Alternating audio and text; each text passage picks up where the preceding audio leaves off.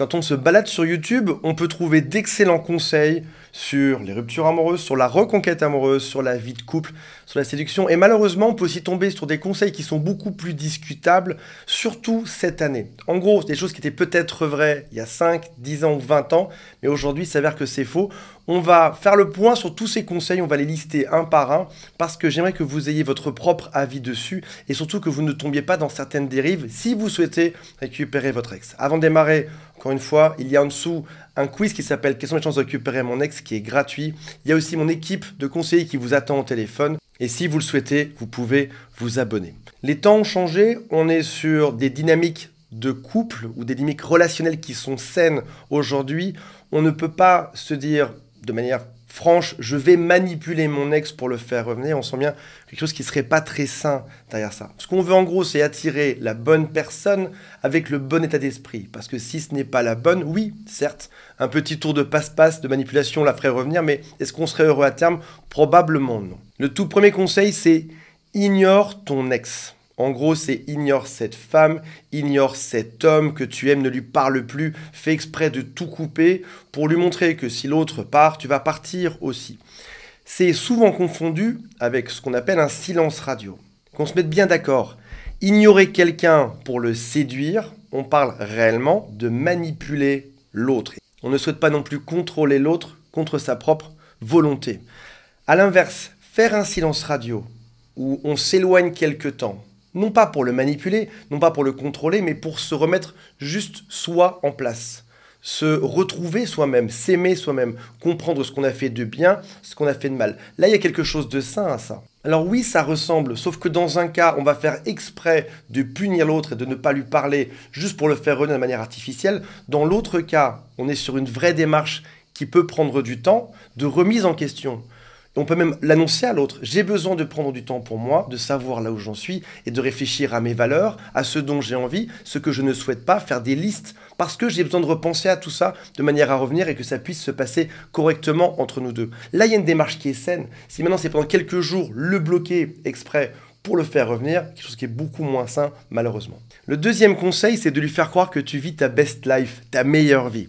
Des conseils comme par exemple, poste les meilleures choses sur Instagram, venge-toi, fais un body revenge, montre-lui tout ce que l'autre est en train de perdre.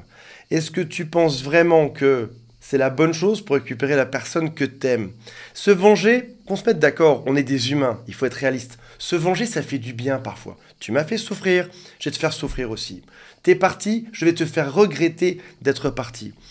Est-ce que c'est sain? Malheureusement, non, pas tellement. Est-ce que tu as vraiment cette vie géniale que tu postes sur les réseaux sociaux? Probablement pas. Si poster sur les réseaux sociaux est fait dans le seul objectif de faire regretter à l'autre, c'est quelque chose qui n'est pas très sain dedans. Encore une fois, on parlait du silence radio juste avant. Se retirer quelque temps, réfléchir, se déconnecter un peu des réseaux sociaux. Là, il y a quelque chose qui est beaucoup plus sain. On est sur de l'introspection pour ne pas refaire les mêmes erreurs. On n'est pas dans se venger rapidement en le rendant jaloux pour le faire revenir, ce qui serait un levier de manipulation pour l'attirer artificiellement encore une fois. Et puis même à terme, si on se remet ensemble, le fait de se dire « j'ai réussi à recréer mon couple parce que je l'ai rendu jaloux », est-ce que ce serait une bonne motivation? Probablement pas. Troisième conseil qui n'est pas très bon, c'est « reviens dans sa vie comme un ami, puis fais-le changer d'avis ». Au passage, c'est un conseil que j'ai prôné il y a longtemps de ça, dans pas mal de vidéos, qui change aujourd'hui. Revenir dans sa vie en mentant à l'autre, c'est pas sain. On ne ment pas à une personne qu'on aime. Et encore une fois, de manière rétrospective, qu'est-ce qu'on pourrait dire au bout d'un an ou deux en expliquant aux autres qu'on est revenu faussement en ami dans sa vie pour le refréquenter, pour le contrôler, pour qu'il ne voit personne d'autre, puis on s'est remis ensemble. Il y a quelque chose qui n'est pas très sain là-dedans. Voici un autre conseil. Va faire 2-3 séances chez un psy ou chez un coach. Montre-lui que tu as changé, fais semblant et ça montrera que tu es de bonne intention et que ça va. En réalité, est-ce qu'il serait suffisant de faire 2 ou 3 séances, voire même une seule séance pour certains chez un psychologue, en revenant vers ton ex en disant « c'est bon, j'ai démarré une grande introspection sur moi-même, j'ai fait une séance chez un psychologue qui a duré 3/4 d'heure ». Est-ce que c'est suffisant? Probablement pas.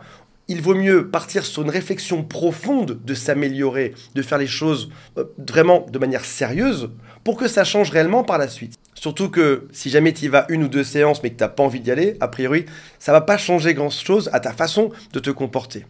Autre type de conseil qui ne fonctionne pas des masses, c'est laisse passer au moins 2 heures. Certains disent 2 jours avant de répondre à un de ces messages texte. Qu'on se mette d'accord, on est tous en permanence sur nos téléphones, tout le temps, toute la journée, nuit et jour. Si quelqu'un met 2 heures ou 2 jours pour répondre, c'est pas excitant, c'est juste bizarre. Qu'est-ce qui nécessiterait que tu passes 2 jours à réfléchir avant de me répondre? Encore une fois, c'est monter son propre niveau, sa propre valeur de manière artificielle, ce qui n'est absolument pas ni bon pour toi, ni bon pour l'autre.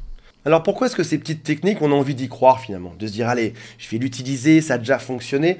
C'est parce que on se dit déjà d'une part, c'est une petite manipulation qui n'est pas très méchante. Donc c'est pas très grave si je le fais, tout le monde le fait.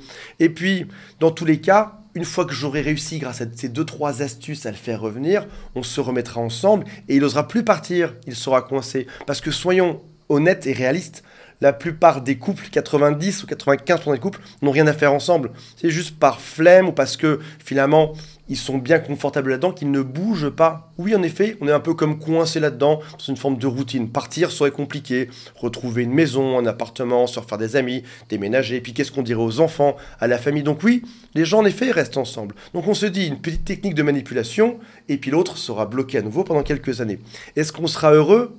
A priori, non, en fait. Ce qu'il faut garder en tête, c'est qu'il y a une personne sur Terre, voire même plein de personnes sur Terre, qui vous aimeront tel que vous êtes, vous, pour qui tu es vraiment, sans aucun artifice, sans aucune stratégie de manipulation, sans se dire si j'envoie tel type d'SMS, si je mets 4 heures à répondre, ou si je le bloque quelques jours, ça fonctionnera. On est sur des scénarios de manipulation pour attirer une personne qui a priori n'est pas la bonne, d'après ce qu'on voit. Alors peut-être que cette personne saine, c'est ton ex, ou c'est peut-être quelqu'un d'autre sur Terre. Mais en tout cas, si c'est l'amour de ta vie, il ne devrait pas y avoir de stratégie, de tentative de contrôle, ni même de manipulation. Surtout pas. C'est peut-être même un critère. Moins je dois contrôler l'autre, moins je dois le manipuler, meilleur c'est le signe que c'est la bonne personne. Il y a 2 manières de concevoir sa conquête amoureuse, peut-être même la vie de manière générale. Admettons que dans le sport, tu veuilles par exemple perdre du poids ou être plus en forme, et que tu aies 2 choix. Le premier, une pilule magique, qui fait qu'en quelques heures tu perds 1 kilo. Est-ce que ce serait une bonne chose ? A priori, non.